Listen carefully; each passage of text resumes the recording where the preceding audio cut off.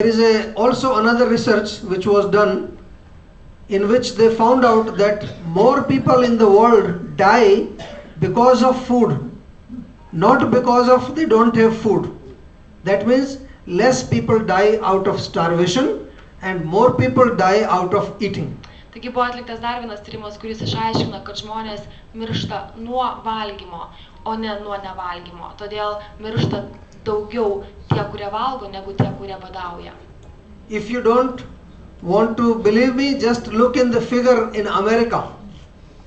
In America, so many people, more than 65% people suffering from blood pressure, obesity, heart disease, just because they have so much food, they are eating so much.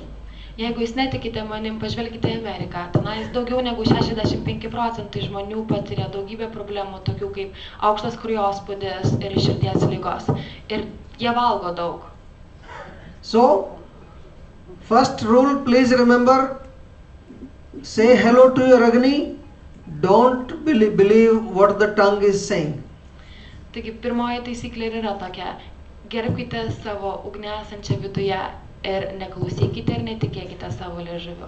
The tongue is like a small child. Liežuvis tai tarsi mažas vaikas.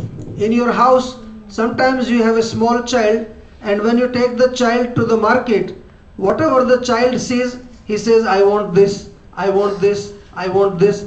The child wants everything, but you don't give him everything, you know. You tell him, no, this is not good for you, don't take this. Similarly, you have to apply this rule to your tongue. You have to tell her, no, this is not good for the Agni, so no more lot of cheese and cream and milk products. It's not good. Tarkim, jūs turite mažą vaiką namuose ir jūs nusivedate jį į parduotuvę. Ir jis norės visko, ką pamatys, nori šito, nori ano, ir jūs neduosite, nesakysite, kad tai yra negerai. Tai panašiai ir jūsų liežuvis. Nori visko, bet jūs turite suvokti, kad visko negalima. Now we move to the second rule. I will tell you 7 rules of health today, okay?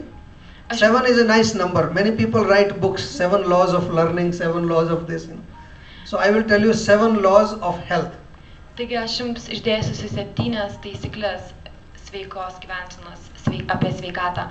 Ir pradėsime dabar nuo antros.